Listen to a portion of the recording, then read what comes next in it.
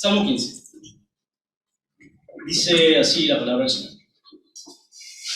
Jehová, ¿quién habitará en tu tabernáculo?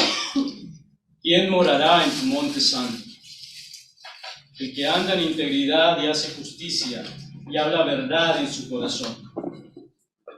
El que no calumnia con su lengua, ni hace mal a su prójimo, ni admite reproche alguno contra su vecino.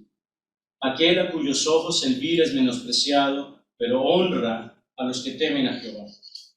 El que aún jurando en daño suyo, no por eso cambia. Quien su dinero no dio a usura, ni contra el inocente admitió cohecho.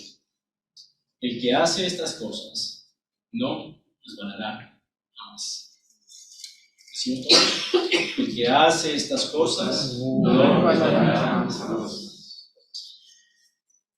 Dios del cielo, te ruego, Señor, que en esta noche estés con el Espíritu Santo, Señor, tomando control de esta reunión, tomando control de lo que he de decir, Señor, y que tanto mis hermanos como yo podamos ser beneficiados con tu palabra, beneficiados con tu bendita palabra, que nos es de sustento, nos es de alimento, nos guía, nos enseña, nos informa, nos exhorta, nos conforta, nos consuela, Señor.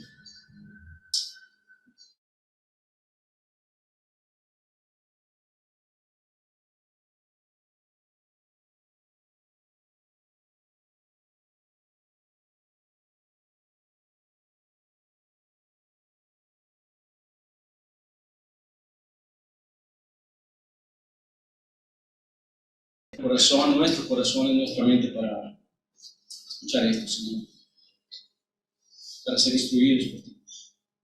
En Cristo Jesús. Amén. Bueno, hace un mes y medio, 2 meses, estuve en Colombia visitando a mi familia y tuve que pasar unos 3 días en Bogotá. Siempre suelo quedar en Bogotá unos días antes de ir a mi ciudad, que queda a 150 kilómetros de Bogotá, 3 horas y media de viaje más o menos. Y me quedo en Bogotá siempre porque tengo que visitar amigos, porque viví en Bogotá 10 años, más, un poquito más. Así que tengo muchos conocidos y 3 amigos que son los que siempre veo cuando voy para allá. Y en esta ocasión, una persona con la que he trabajado un par de veces, que es el director de un sitio web que se llama Bike Project, para el que tuve el honor de escribir 2 artículos, uno sobre la homosexualidad y otro sobre el aborto, y traducir un par de artículos más. Suelo estar con él en contacto cada tanto y le conté que iba de viaje, así que me ofreció recibirme en su casa. Así que el día de mi viaje me estaba esperando en el aeropuerto con su esposa y me llevaron a su casa. Y debo decir, hermanos, que fue la primera vez en mi vida. Mi mamá me escucha decir esto y me mata, pero fue la primera vez en mi vida que alguien fuera de mi familia, de mi familia de sangre, me ha tratado con tanta hospitalidad como esta persona. 3 días en los que todas mis necesidades fueron satisfechas, no solamente de alimentación y de descanso, sino también cualquier cosa que necesitara estaba ahí para ayudarme, para llevarme, para esperarme, para indicarme. Me llevaba para acá, para allá. Yo sabía manejarme en la ciudad, pero él siempre estuvo a disposición y es más, se ocupó de un día, no sé, vamos a cine fuimos a cine con su esposa y su hija. La verdad que dije, wow, qué bueno esto. Y eso me fue de convicción a mí también, porque yo soy pésimo anfitrión. O sea, yo soy de los que llega alguien a mi casa, le doy una copia de la llave, tené, manejate. Si necesitas algo de ayuda, mandame un mensajito, pero lo contrario, tener la llave, salga si entra, ahí está la cocina, te cocinas lo que vos necesites. Chao. Traigo esta colación porque la forma en que los occidentales solemos ver la hospitalidad es muy, muy diferente a la forma en que se vivía en el Medio Oriente durante la época antigua, durante el 2 milenios anteriores, incluso en este milenio, anteriores a la venida del Señor. La hospitalidad en el Medio Oriente es una cosa muy diferente a la forma en que nosotros la concebimos. ¿Por qué hablo de esto? Porque es un concepto que tiñe el fondo de este salmo. Y es un concepto que nos permite comprender un poco mejor de qué va este salmo. ¿Ya? Mi idea esta noche es entrar solamente en 3 detalles que nos van a permitir poder comprender este salmo de una manera más viva, de una manera más cercana a nosotros, para sacar el provecho y para poder hacer unas reflexiones puntuales que nos van a ayudar a ir al meollo del asunto, a lo que podemos sacar para nuestra vida diaria. 3 cosas. 1, tenemos que entender el sentido y la amplitud de la pregunta que hace David en el Salmo 15, verso 1. Jehová, ¿quién habitará en tu tabernáculo? ¿Quién morará en tu monte santo? En segundo lugar, vamos a entender el trasfondo de la respuesta que va desde el verso 2 hasta el verso 5. Y lo que vemos es que señala una serie de características de la persona que puede habitar en el tabernáculo del Señor. Entonces habla de la integridad del corazón, de hablar verdad en su corazón, de no calumniar, de no hacer mal a su prójimo, ni admitir reproche, y todas las cosas que ustedes ven en los versos 4 y 5 también. Y en tercer lugar, vamos a centrarnos en algo que es básico, a partir de lo cual se desprende toda la respuesta que David da a partir del verso 3 en adelante. Y es el concepto de integridad. Estas 3 cosas son las que vamos a enfocarnos brevemente en los próximos 55 minutos. Vamos a enfocarnos brevemente para poder aprovechar mejor este salmo. Era una broma, me acuerdo. Bueno. Empecemos.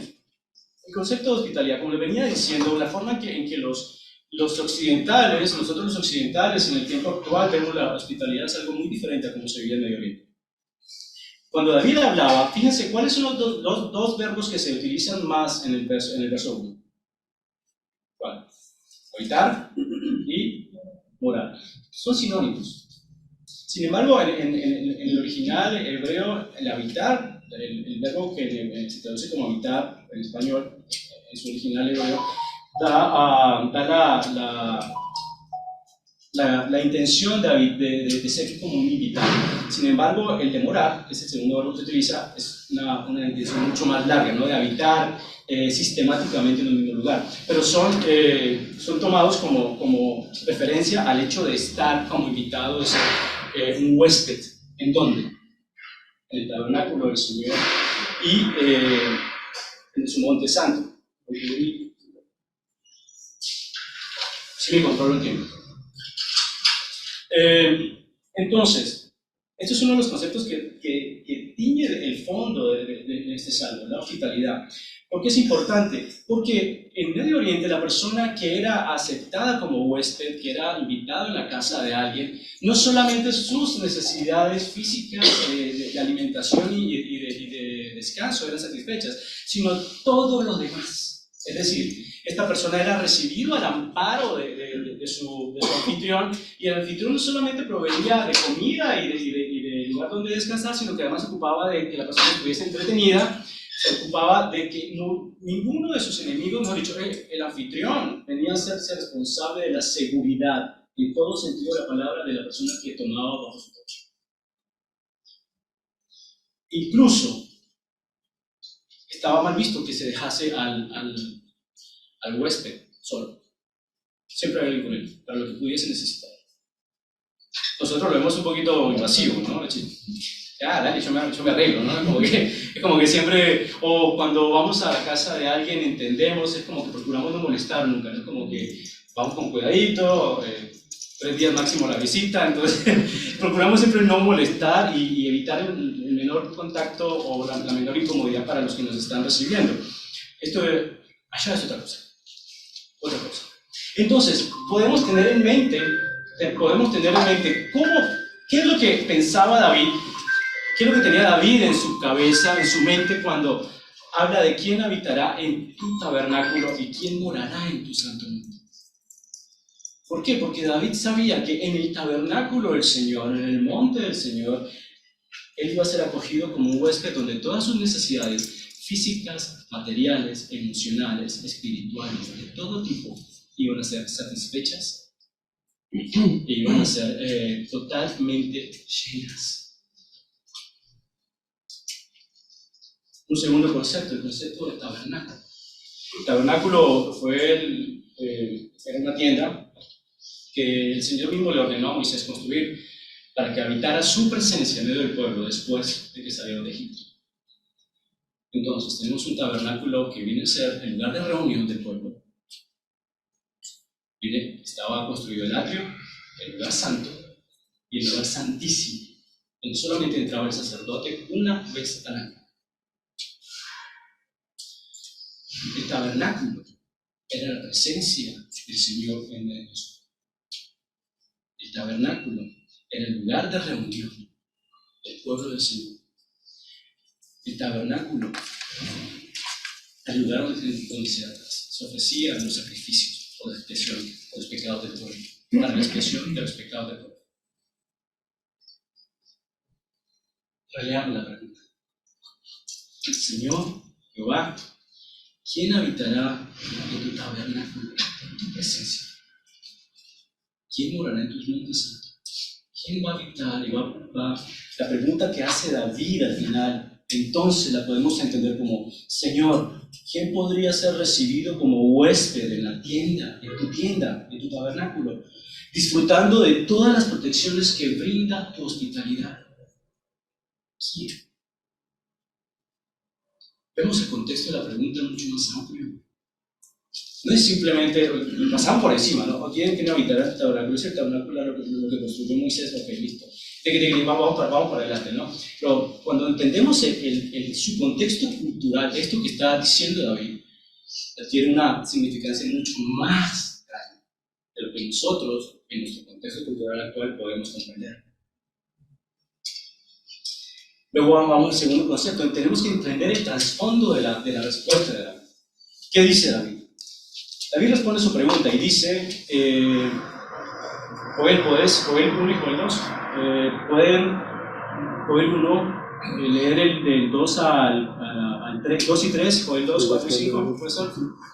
El que anda en integridad y hace justicia y habla verdad en su corazón, el que no calumnia con su lengua, ni hace mal a su prójimo, ni admite reproche alguno contra su vecino. 4 y 5. Aquel a cuyos ojos el vil es menospreciado, pero honra a los que temen a Jehová. El que aun jurando en daño suyo, no por eso cambia. Quien su dinero no dio a usura, ni contra el inocente admitió cohecho. Bueno, gracias, hermanos. Entonces, acá vemos que David comienza a dar una serie de checklists, ¿no? El que anda en integridad y hace justicia, chic. El que habla de su corazón, chic. El que no calumnia, el que no hace mal a su prójimo, ni admite reproche alguno. Entonces, si lo leemos así a lo largo, podemos comprender que David hay que comprender lo que David habla desde la perspectiva antiguo testamentaria, en el que tenían que la relación con Dios y las bendiciones a las que uno tenía acceso de Dios estaban condicionadas al hecho de andar en obediencia. Es un principio de retribución que se manejaba en la antigüedad: obediencia, bendición, desobediencia, maldición. Corta la brocha. Entonces David habla desde esa perspectiva antiguo testamentario, que es la perspectiva de su época. Era la perspectiva de su época, era la perspectiva de lo que él en medio de la ley decía: yo tengo que hacer esto, tengo que hacer esto, tengo que hacer esto. Lo podemos ver así, en principio. Sin embargo, la perspectiva nuevo testamentaria cambia esto. Porque ya no se trata de la performance de cada uno de nosotros, de las cuales nos hace tener una correcta relación con Dios y disfrutar de sus bendiciones, sino la obra de Cristo en la cruz. ¿Por qué? Porque ninguno de nosotros puede vivir perfectamente conforme a la ley. Ninguno.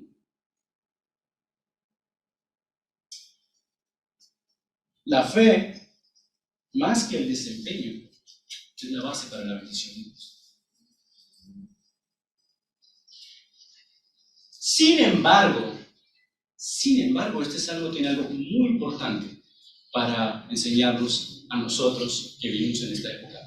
Y es que esto que dice David, este checklist de los versos 2 al 5, es prácticamente la forma en que se ve o se debe ver la vida de alguien que tiene una relación con Dios. la vida de alguien que habita en el tabernáculo de Dios.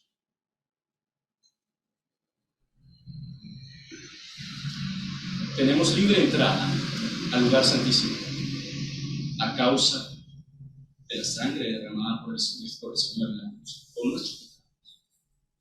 Estamos en el tabernáculo. Y lo que vemos a continuación son las cualidades, las características que debe reflejar la vida de alguien que vive en el tabernáculo.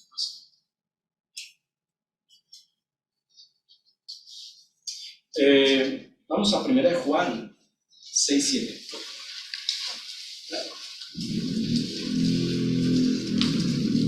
Primera de Juan, capítulo 1, versos 6 y 7.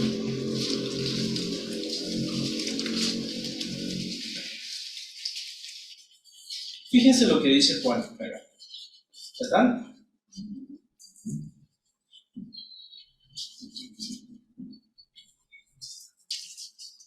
Primera epístola del apóstol Juan, no el Evangelio, la epístola.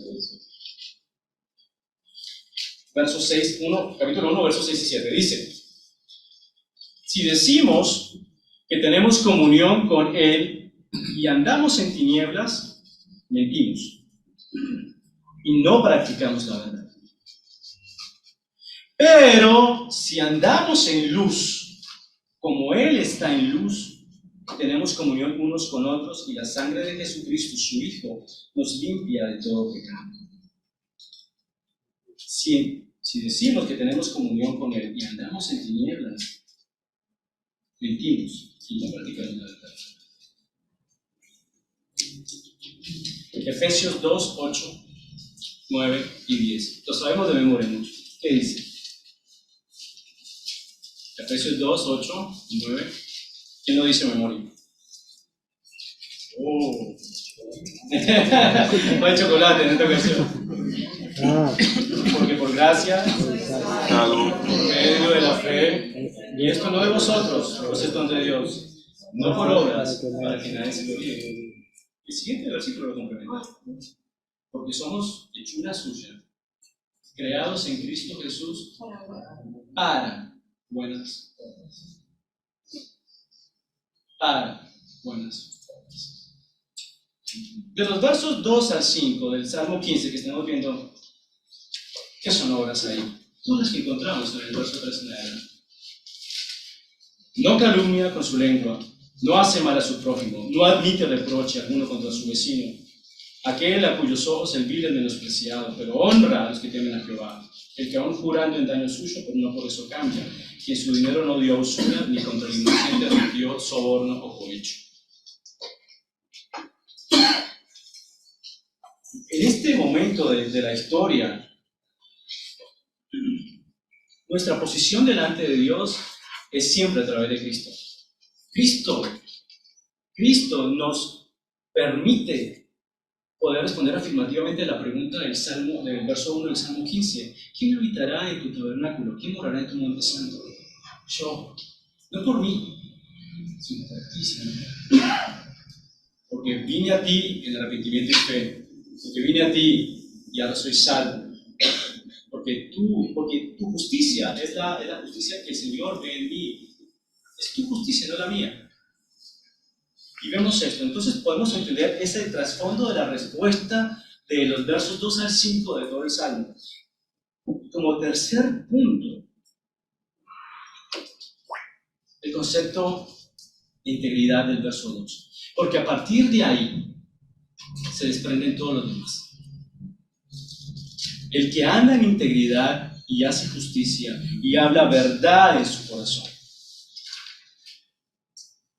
La integridad viene de la palabra latina, integer, significa entero, que hace referencia a una entidad completa con todas sus partes, con coherencia, sin fisuras entre lo que piensa, lo que dice y lo que hace. Eso es integridad. Pero el concepto bíblico, pensándolo bíblicamente, la integridad es el resultado de la apertura del espíritu humano de permitir que nuestra herencia de pecado sea expuesta a la luz. Escuchen bien esto. Nadie que no esté dispuesto a exponerse ante Dios puede ser íntegro. Nadie que no esté dispuesto a exponerse ante Dios puede ser íntegro. Porque la integridad implica la total disposición del corazón humano a ser examinado por el juez supremo. No somos íntegros si queremos mantener cosas ocultas delante de Dios como si lo pudiésemos hacer, porque además nos engañamos.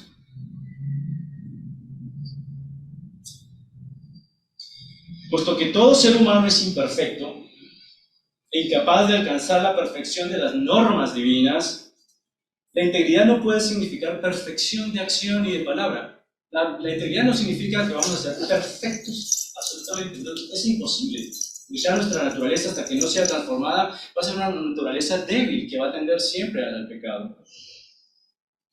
Lo que las Escrituras muestran entonces es que la integridad significa una total y plena devoción del corazón humano hacia Dios. Cuando David es un buen ejemplo acá, David cometió errores serios. Todos lo sabemos. David cometió errores serios, pero anduvo en integridad de corazón. Y no lo digo yo, lo dijo el Señor mismo cuando Salomón tomó el mando.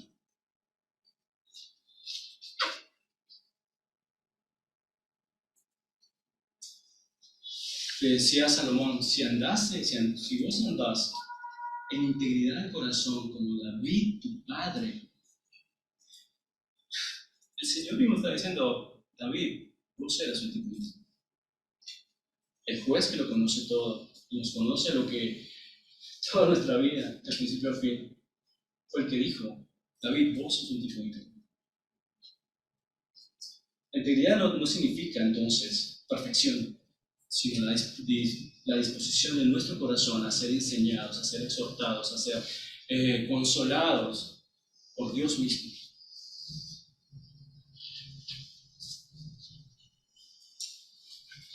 Pero la integridad no es un fin en sí mismo, no es un camino de llegada, no es un punto de llegada. La integridad es un camino que se recorre día a día.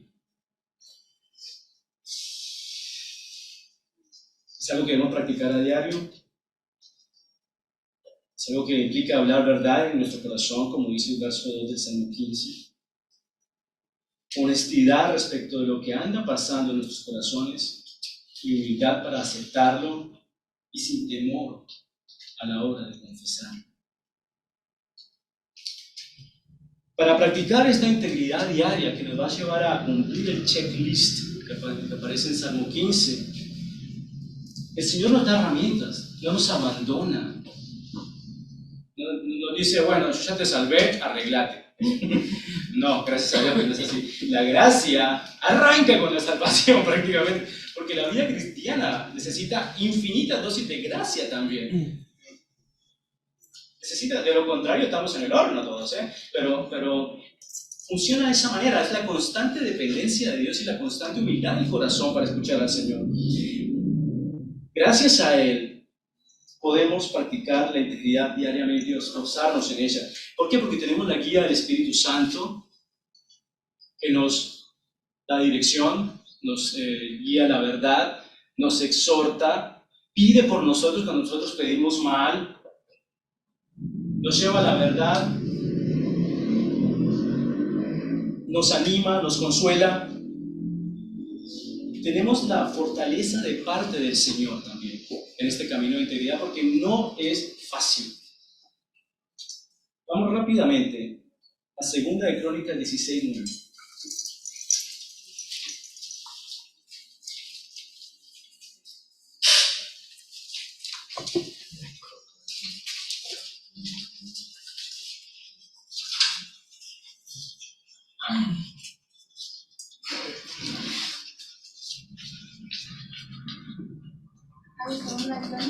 Segunda de Crónicas 16:9. Dice, está hablando de, bueno, de cuando el reino de Israel estaba siendo atacado por el ejército de Etiopía y de Libia, y el rey del momento, hace un tiempo una persona anterior había confiado mucho en el Señor lo había librado. En esta ocasión se asustó y procuró hacer las cosas a su manera. Entonces dice el verso 9. Verso 8. Los etíopes y los libios no eran un ejército numerosísimo, con carros y mucha gente de a caballo. Con todo, porque te apoyaste en Jehová, Él los entregó en tus manos. Porque los ojos de Jehová contemplan toda la tierra para mostrar su poder a favor de los que tienen corazón perfecto para con Él. En esta traducción dice, porque los ojos del Señor recorren toda la tierra para fortalecer a aquellos cuyo corazón es completamente suyo. No estás solo, no estamos solos. Los ojos del Señor recorren toda la tierra para fortalecer a aquellos cuyo corazón es completamente suyo. Aquel que tiene el corazón dispuesto a ser enseñado por el Señor. Pero también hay algo más, es el último punto que quiero tocar, y es que para practicar la integridad tenemos que confiar en el amor del Señor. Hay una escritura nueva que decía el Señor Jesús en Juan 6:37, decía, todo lo que el Padre me da vendrá a mí, y al que me viene, de ningún modo lo voy a echar fuera. Llama la atención que es como que el Señor ya prevé la duda del corazón humano respecto del amor de Dios, porque dice, de ningún modo lo voy a echar fuera. Nosotros los seres humanos, y esto lo hablamos con los chicos en otra ocasión, solemos pensar o solemos... la teoría la tenemos bastante bien, pero en la práctica solemos pensar, creer, que el amor de Dios es como el amor humano. Que Dios se va a cansar. Sobre todo cuando tenemos que lidiar con hábitos pecaminosos que nos cuesta dejar. Cuando pasa una vez, pasa dos, y pensamos, y Él se va a cansar.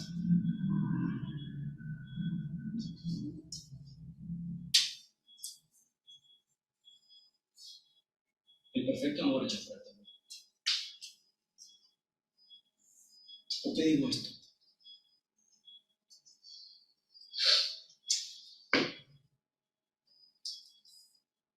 Si yo me relaciono con Dios con temor, dice Juan, y entonces no he sido perfeccionado en el amor.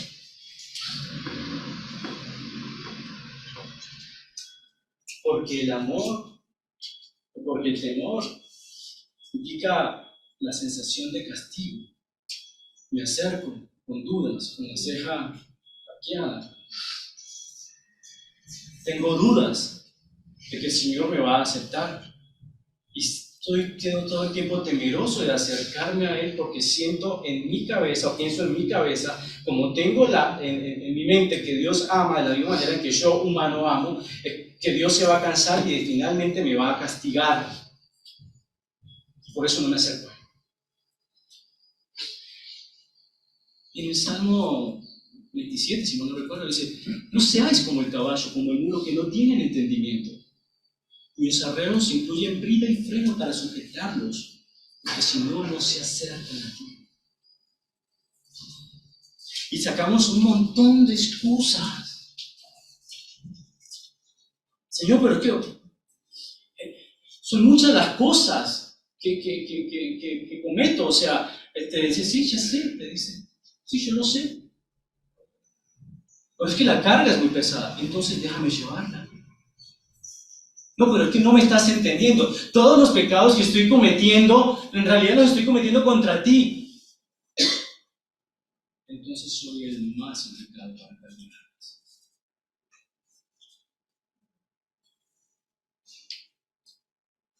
vas a cansar de mí. El que a mí viene, no lo quiero. Eso a mí me atravesó la daga, el corazón como con una daga. Porque yo soy culpable de esto. Tiendo a ver el amor de Dios como si yo fuera el que amara. Y no es así. Gracias a Dios que no es así. Ser conocido, más bien, ser amado y no ser conocido es lindo, pero es superficial. Ser conocido y no ser amado es algo a lo que todos le tememos. Pero ser conocido y completamente amado es como ser amado por Dios.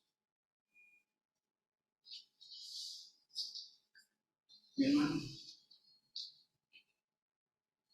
acerquémonos pues confiadamente a tu gracia. Esa misión. Y gracias por tu nosotros.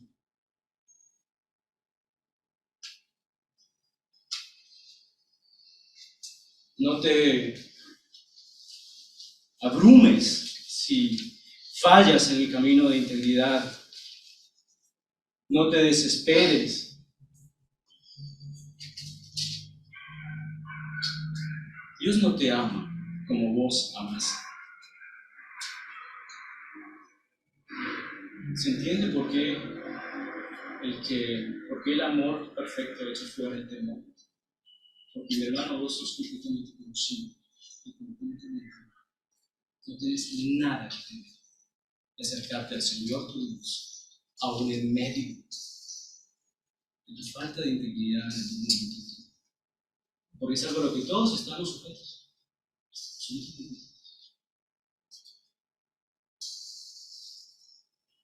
Escribió el profeta Isaías, y con esto cierro. Y habrá allí calzada y camino, y será llamado camino de santidad. No pasará inmundo por él, sino que él mismo estará con ellos. El que anduviere en este camino, por torpe que sea, no se extraviará. Os invito a que leamos este Salmo 15 con esta perspectiva de poder practicar la integridad para disfrutar de las bendiciones de habitar en el tabernáculo del Señor, de ser recibido como huésped bajo su protección, con todas las delicias de su mesa a tu disposición. Señor, te damos gracias porque tu amor cubrió multitud de pecados, porque tu amor ha echado fuera el temor de ser rechazados, porque tú amas con tu amor perfecto y no con nuestro amor falible. Podamos vivir prácticamente, Señor, esta realidad de sabernos habitantes de tu monte santo, protegidos bajo tu hospitalidad, Señor, en tu tabernáculo, sabiendo que nuestras vidas reflejan una relación contigo, Señor, y queremos andar en integridad de corazón. Bendice a mis amigos, bendice a mí, bendice a esta iglesia, Señor. Que tu palabra, que tu espíritu obre día a día en nuestro corazón para que podamos navegar en las profundidades de tu amor, como decía Pablo, Señor. Es a la luz de tu presencia y experimentando tu infinito amor que nuestras almas son transformadas. Y que esto sea un motivo de alabanza y de gloria nuestra, Señor. Que tú estás con nosotros y que no hay absolutamente nada ni nadie que nos pueda separar de tu amor. Te damos gracias en Cristo Jesús.